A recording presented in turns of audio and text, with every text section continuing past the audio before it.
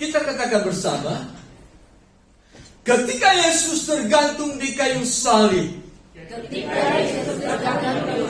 Yesus berseru, Eloi, Eloi, lama sabachthani.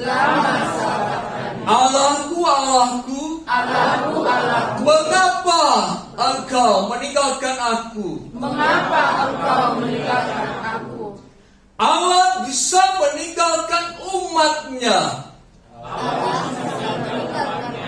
Allah bisa meninggalkan saya. Ketika saya meninggalkan dia. Meninggalkan artinya tidak memikirkan tentang Allah. Meninggalkan berarti tidak ada Allah di dalam hidupku. Oleh sebab itu, aku berjanji tidak akan meninggalkan Allah. Sebab kehidupan yang meninggalkan Allah adalah kehidupan yang hampa, sia-sia, kosong, tidak berarti apapun yang dikerjakan tidak diperhatikan oleh Allah. Kita buka dalam kitab Lukas pasal 23 ayat 44 sampai dengan 46.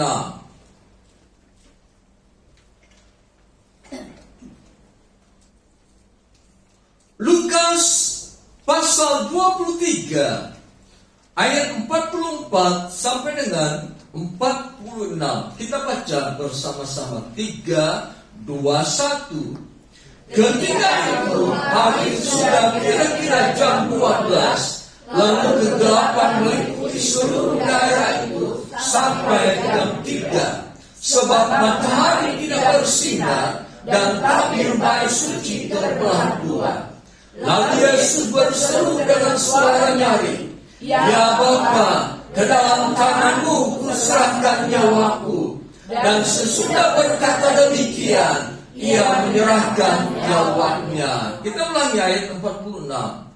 Lalu Yesus berseru dengan suara nyaring, "Ya Bapa, ke dalam tanganmu kuserahkan nyawaku." Dan sesudah berkata demikian, ia menyerahkan nyawanya. Puji Tuhan. Silakan duduk. Pada saat Yesus tergantung di kayu salib, dia berkata, "Ya Bapa, ke dalam tanganmu kuserahkan nyawaku." Yesus berkata demikian sebab Yesus tahu dia sudah menyelesaikan tugas yang Allah berikan, yaitu memikul setiap dosa manusia di dalam dunia ini. Kuserahkan artinya kuberikan kepada Allah dengan penuh kepercayaan. Kuserahkan nyawaku kepadamu.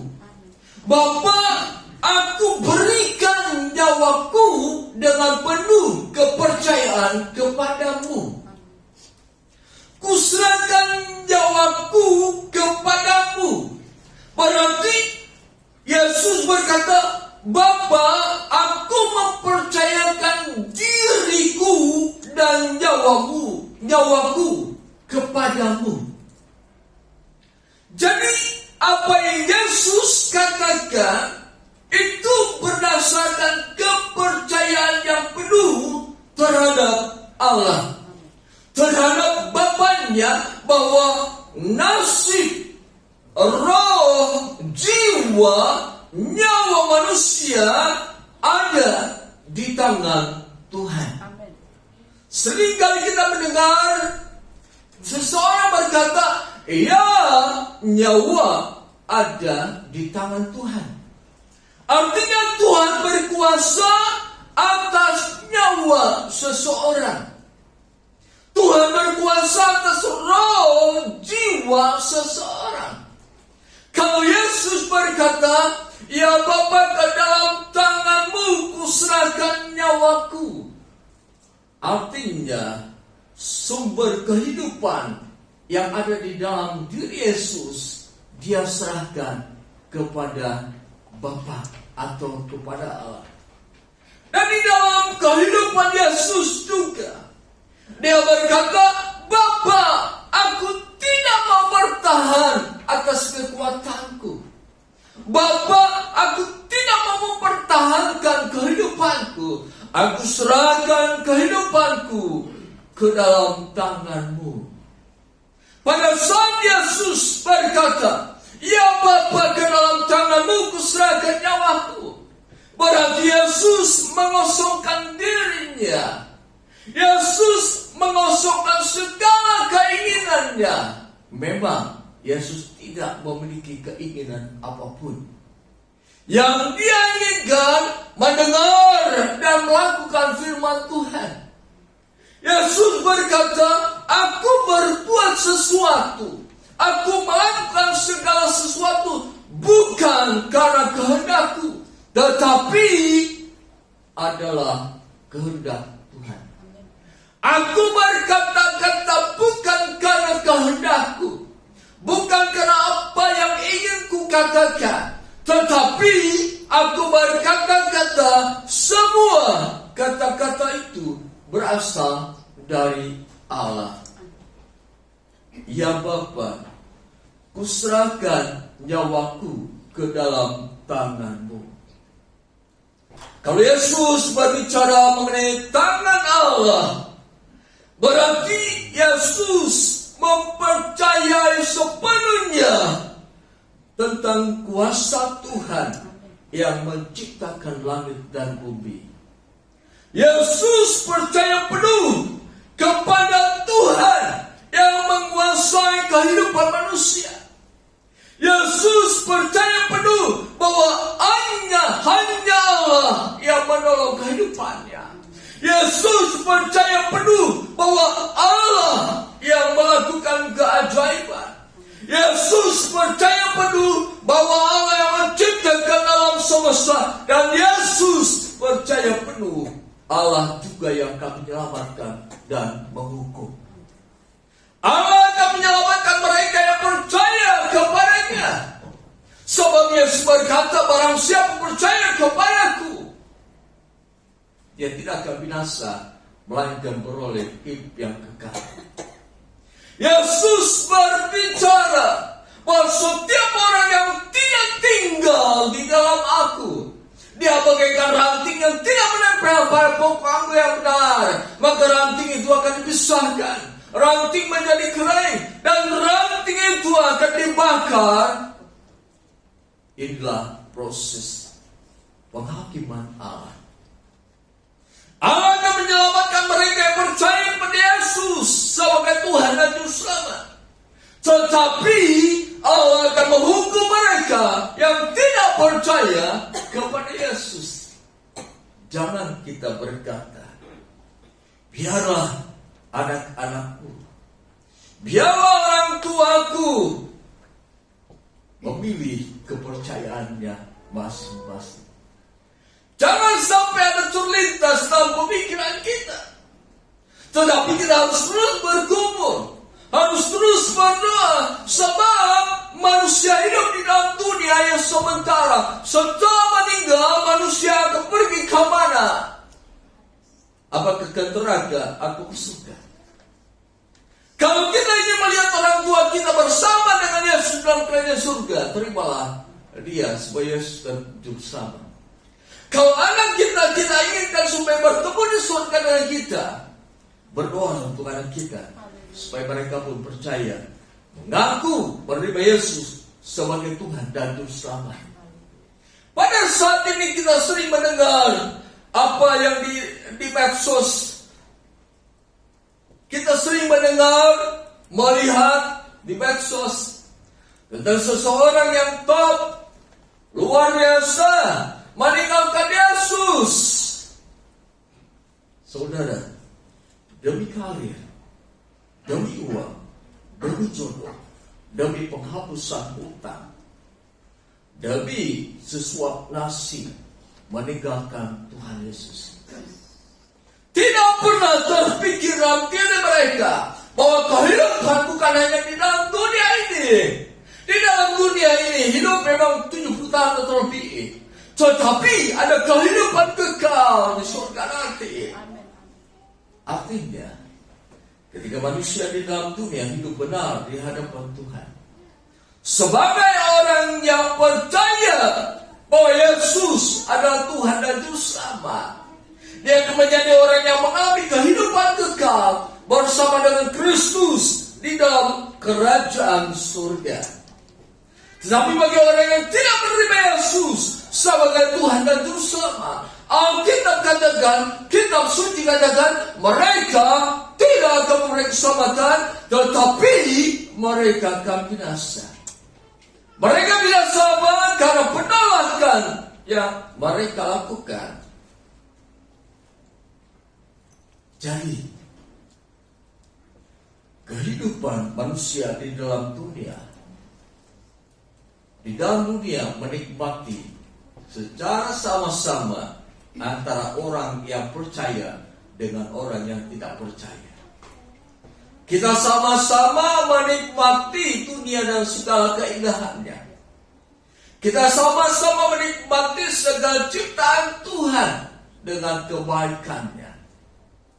Tetapi setelah di dunia ini, setelah nyawa kita berakhir, apakah kita akan menyelesaikan kehidupan di masa yang akan datang bersama dengan Kristus di dalam surga, atau bersama dengan iblis dan antek-anteknya di dalam neraka? Inilah yang harus kita perhatikan. Inilah yang harus kita sadari, bahwa manusia tidak bisa menyelamatkan dirinya sendiri.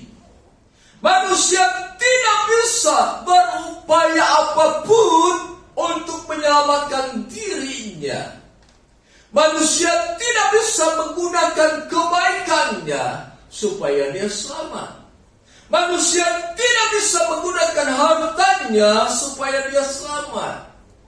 Manusia tidak bisa menggunakan seluruh keberadaan jabatannya supaya dia selamat. Hanya Yesus yang bisa menebus segala dosa dan kesalahan manusia. Hanya Yesus yang bisa menghapus dosa manusia. Di dalam Alkitab dengan jelas dikatakan, tidak ada nama lain di bawah kolong langit ini yang olehnya manusia memperoleh keselamatan. Yesuslah penebus dosa manusia.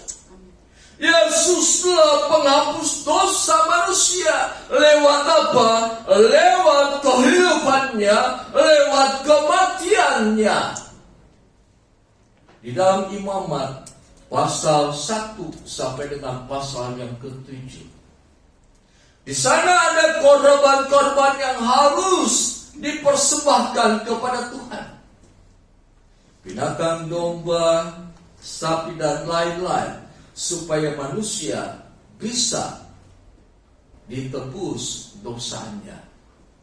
Supaya manusia bisa dihapuskan dosanya.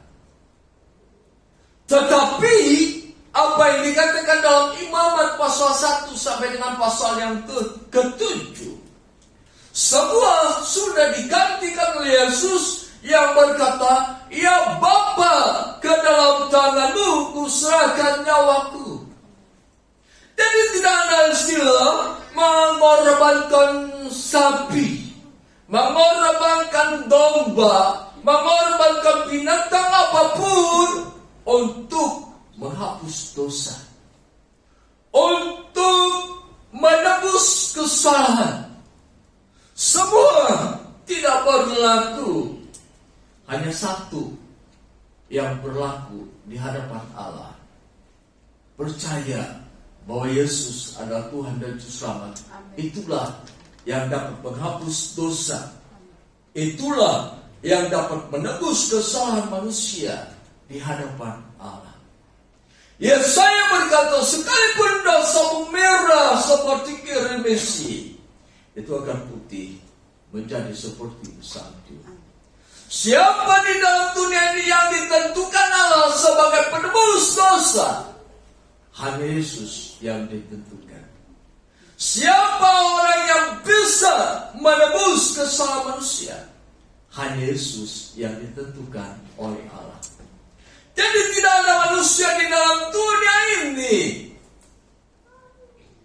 yang ditentukan Allah sebagai penebus dosa, sebagai penghapus kesalahan. Hanya Yesus. Mengapa Yesus ditentukan oleh Allah sebagai penebus dosa, sebagai penebus kesalahan, sebagai penghapus dosa manusia? Sebab Yesus adalah orang yang benar satu-satunya di dalam dunia ini. Hanya Yesus yang berani berkata, aku inilah jalan kebenaran dan hidup. Seorang pun tidak akan sampai kepada Allah kalau tidak melalui aku. Ketika Yesus tergantung di kayu salib, ketika Yesus berseru, ya Bapa, ke dalam tanganmu kuserahkan nyawaku. Ayat yang ke-47, saudara perhatikan. Ketika kepala pasukan melihat apa yang terjadi, ia memuliakan Allah, katanya, sungguh orang ini adalah orang benar. Kepala pasukan yang bertugas pada saat itu adalah sosok pribadi yang sudah melanglang ke dunia-dunia yang lain, ke negara-negara yang lain karena tugasnya sebagai kepala pasukan. Dimanapun dia berada, kapanpun dia berada, hanya kepada Yesus dia berkata, sungguh orang ini adalah orang benar, yang dapat menghapus dosa manusia, yang dapat menebus kesalahan manusia. Hanya bisa dilakukan oleh Yesus Kristus. Sebab dia orang benar, satu-satunya di dalam dunia yang pernah hidup di dalam dunia, satu-satunya yang ditentukan oleh Allah sebagai penebus kesalahan, sebagai penghapus dosa. Kenapa? Ketika tergantung di kayu salib, Yesus berkata, Allahku, Allahku, mengapa kau meninggalkan aku? Yesus berkata demikian sebab dia dalam posisi sedang menanggung dosa. Allah tidak akan berdiam diri dengan dosa, dan Allah tidak akan mendekat kepada dosa sebab dia Maha Kudus. Yesus menjadi perantara manusia dengan Allah. Yesus ditunjuk oleh Allah untuk menyelamatkan manusia lewat kematian yang di kayu salib. Ya Bapa, ke dalam tanganmu kuserahkan nyawaku. Yesus berbicara demikian karena dia memiliki dasar. Kita perhatikan Matius pasal 16 ayat 21. Matius pasal 16 ayat 21. Sejak waktu itu Yesus mulai menyatakan kepada murid-muridnya bahwa ia harus pergi ke Yerusalem dan menanggung banyak penderitaan dan pihak tua-tua, imam-imam kepala dan ahli-ahli Taurat, lalu dibunuh dan dibangkitkan pada hari yang ketiga. Yesus berpegang penuh kepada rencana Allah bahwa dia harus disalibkan. Terhadap rencana Allah, Yesus berkata, ke dalam tanganmu kuserahkan nyawaku. Matius pasal 17 ayat 23.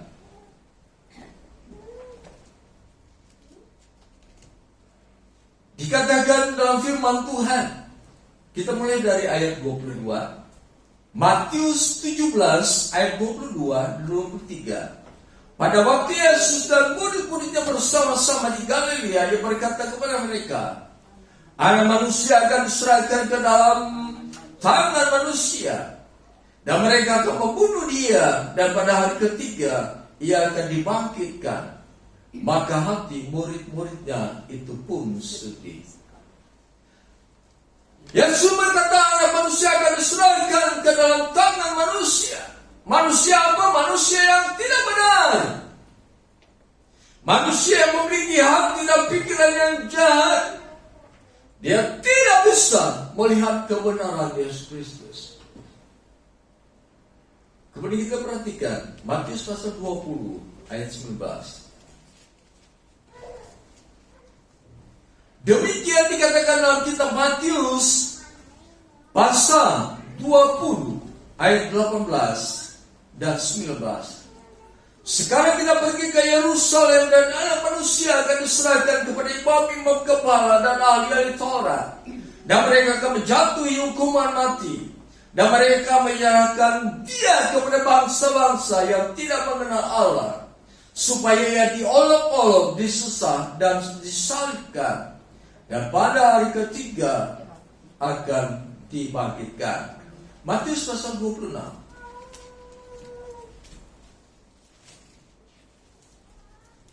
Matius pasal 26 ayat 1 sampai dengan yang kedua. Setelah Yesus selesai dengan segala pengajarannya, berkatalah ia kepada murid-muridnya, Kamu tahu bahwa 2 hari lagi akan dirayakan Paskah, maka Anak manusia akan diserahkan untuk disalibkan. 4 kali Yesus berbicara tentang dirinya, bahwa dia akan disalibkan dan mati. Dasar inilah yang menjadikan Yesus berkata, ke dalam tanganmu kuserahkan nyawaku. Jadi segala apa yang Yesus lakukan, dasarnya adalah rencana Allah.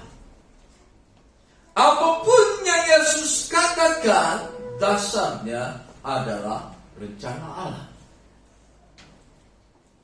Oleh sebab itu dalam kehidupan kita, apapun yang akan kita lakukan, dasari semuanya berdasarkan firman Tuhan.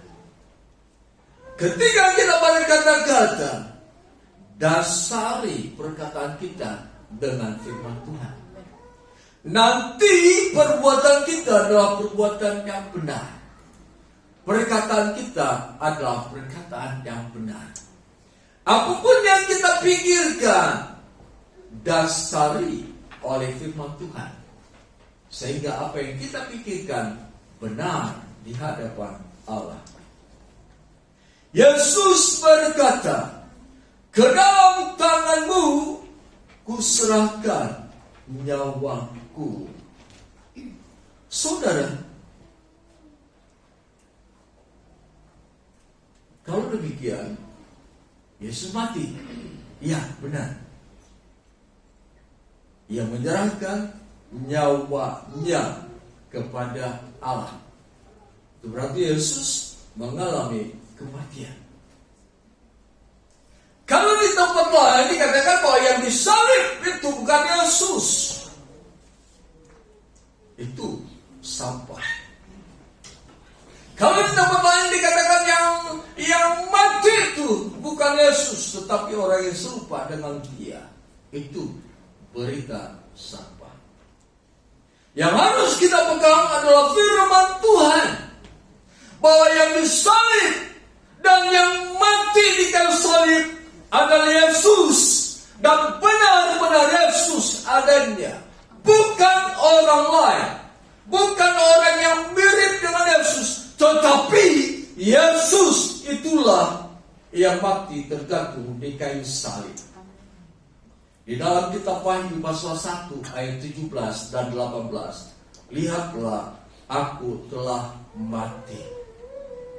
Jadi Yesus sendiri mengakui bahwa dirinya memang mati, tetapi pada hari ketiga dia akan bangkit dari antara orang mati. Apa makna kematian Yesus bagi dunia dan segala isinya? Kita perhatikan Efesus pasal 5.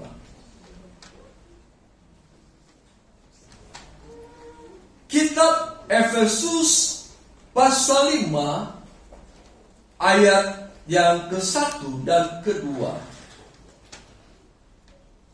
Sebab itulah jadilah penurut-penurut Allah seperti anak-anak yang kekasih, dan hiduplah di dalam kasih, sebagaimana Kristus Yesus juga telah mengasihi kamu dan telah menyerahkan dirinya untuk kita sebagai persembahan dan korban yang harum bagi Allah. Maka kematian Yesus sebagai persembahan dan korban yang harum bagi Allah. Kematian Yesus bukanlah kematian yang sia-sia.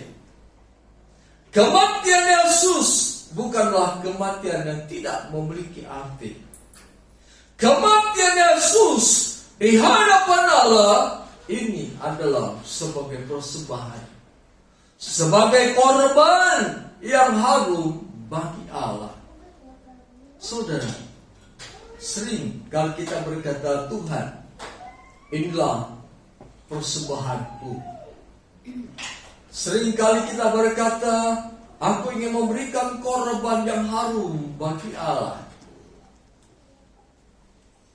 Kalau kita berkata, aku persembahkan hidupku kepadamu. Kalau kita berkata, inilah korban yang harum bagi Allah, maka apa yang harus kita lakukan? Matikan kedagingan di dalam diri kita. Matikan keduniawian dalam diri kita. Hidup sebagai manusia ciptaan baru. Itulah yang menjadikan kita sebagai orang yang memiliki posisi di hadapan Allah sebagai persembahan dan korban yang harum bagi Allah. Jadi kalau kita berkata, Tuhan, kuserahkan hidupku kepadamu, berupayalah untuk mematikan segala bentuk yang bertentangan dengan firman Tuhan, kedagingan, keduniawian, dan lain-lain yang tidak sesuai dengan firman Allah harus kita matikan. Saudara, di dalam Kejadian pasal 4 ayat yang keempat, tentang Kain dan Habil membawa persembahan kepada Tuhan. Habil persembahannya diterima atau dihiraukan, diperhatikan oleh Allah.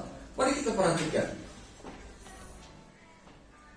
Kejadian pasal 4 ayat yang keempat. Habil juga mempersembahkan korban persembahan dari anak sulung kambing dombanya, yakni lemak-lemaknya. Maka Tuhan mengindahkan Habil dan korban persembahannya itu. Inilah yang dilakukan oleh Habil,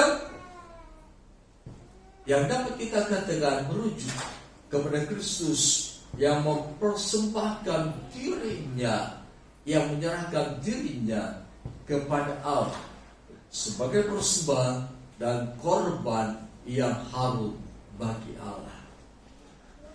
Allah tentu ingin kehidupan kita pun seperti yang demikian.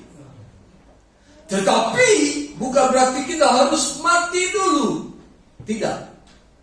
Selama kita hidup di dalam dunia, yang harus kita matikan kedagingan, keduniawian. Itulah yang harus kita matikan. Supaya kehidupan kita menjadi korban, menjadi persembahan yang harum di hadapan Allah. Artinya selama kita hidup di dalam dunia, kita mempersembahkan kehidupan kita kepada Tuhan. Dan kehidupan kita menjadi korban yang harum bagi Allah. Kemudian yang kedua, makna dari kematian Yesus Kristus. Kolose pasal 1 ayat 22 sampai dengan 23. Kita baca bersama-sama.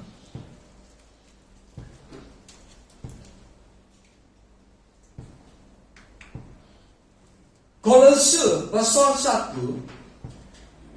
ayat 21 sampai dengan 23.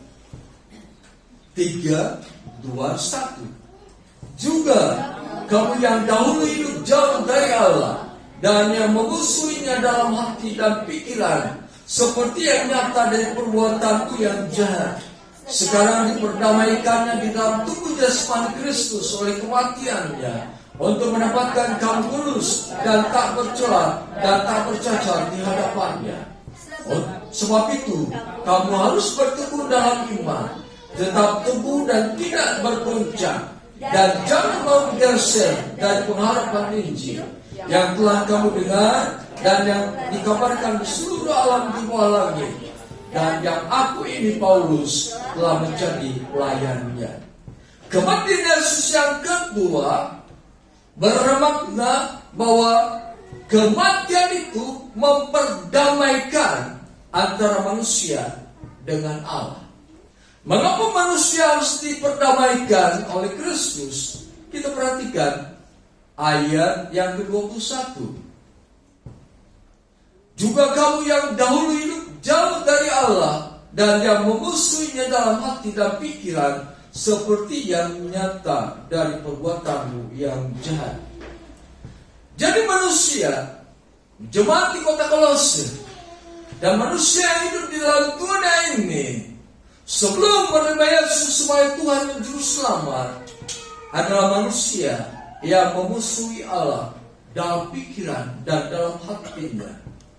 Pikiran dan hati yang memusuhi Allah akan dinyatakan oleh perbuatan manusia dalam bentuk perbuatan yang jahat. Diperdamaikan oleh Kristus, oleh kematiannya, sehingga Allah tidak melihat segala kelemahan kekurangan manusia, tetapi Allah melihat Yesus yang menjadi pendamai antara manusia dengan Allah. Itulah yang harus kita perhatikan, bahwa kita sekarang beriman, percaya kepada Allah itu karena Yesus. Kita harus percaya bahwa apa yang Yesus lakukan, kematian yang Yesus lakukan untuk menjadikan kita, menempatkan kita kudus, tak bercacat celah dan tak bercacat di hadapannya.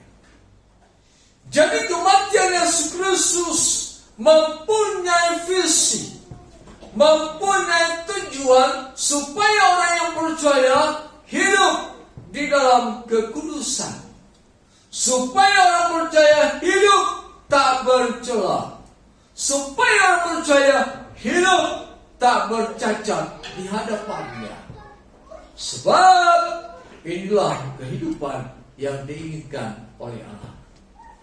Jadi kalau kita bertanya kepada Allah, ya Allah, apakah yang harus kulakukan?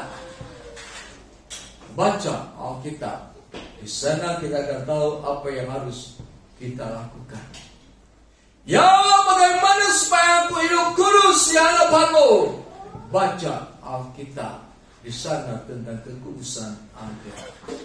Ya Allah, bagaimana supaya aku hidup tak bercela? Baca Alkitab. Di sini ada kehidupan yang tidak bercela. Ya Allah, bagaimana caranya supaya aku tidak bercacat di hadapanmu? Baca Alkitab, praktikkan firman Tuhan, maka engkau akan hidup di dalam kekudusan, tak bercela dan tak bercacat di hadapannya. Jadi, dengan demikian kita diperdamaikan oleh Yesus dengan Allah, supaya kita hidup kudus, tak bercacat, tak bercela di hadapannya. Sebab itu, saudara yang kasih dalam nama Yesus Kristus, firman Allah katakan, kamu harus bertekun dalam iman, tetap teguh dan tidak bergoncang, jangan mau digeser dari pengharapan Injil. Apa yang sudah kita percayai, apa yang sudah kita lakukan, pegang teguh semuanya itu. Sebab kita berada dalam posisi yang benar. Sebab kita sedang berada dalam posisi yang sedang dibawa oleh Yesus pada kehidupan yang kudus, tak bercela, dan tak bercacat. Mari, saudara yang kasih dalam nama Yesus Kristus, masukkan firman Allah dalam hati. Pegang teguh firman Allah, sebab engkau adalah istimewa di hadapan Allah. Engkau adalah orang-orang yang sangat dikasihi Allah, dan engkau adalah orang-orang yang sudah diselamatkan. Pegang iman yang sedang engkau miliki, jangan goncang, jangan mau digeser dengan yang lainnya. Sebab ini menentukan masa kehidupan setelah kita mati. Apakah kita akan bersama dengan Kristus dalam kerajaan Allah di surga, atau kita bersama dengan iblis dan antek-anteknya yang lain. Hanya Yesus yang menyelamatkan manusia. Dan itulah juga yang Yesus katakan, aku inilah jalan kebenaran dan hidup. Tidak ada seorang pun sampai kepada Allah kecuali melalui aku. Puji Tuhan, sekian firman Tuhan. Haleluya, haleluya.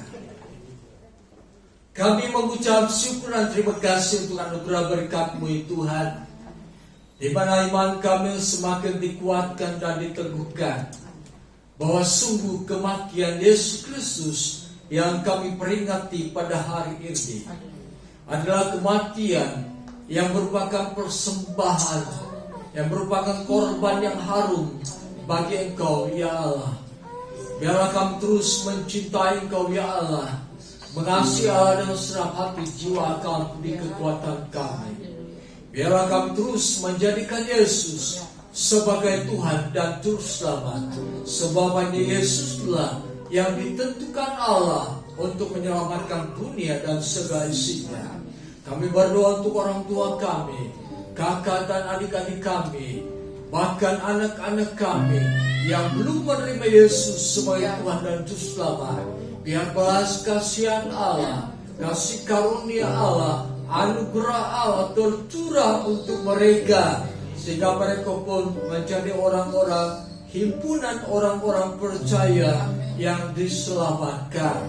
Terima kasih Tuhan, kami akan percaya kehidupan kami pada saat ini adalah kehidupan yang sudah diperdamaikan oleh Kristus lewat kematian-Nya di kayu salib. Oleh sebab itu, biarlah kami dengan penuh keberanian untuk datang menghadap Engkau ya Allah di surga di dalam nama Yesus. Kami percaya hanya Yesuslah yang Allah tentukan agar kami bisa menghadap Allah dengan penuh sukacita dan tanpa beban apapun. Terpuji nama Tuhan. Biar kami terus hidup di dalam firman-Mu. Kami melakukan firman-Mu, kami memperkatakan firman-Mu, kami memikirkan firman-Mu. Terpuji nama Tuhan.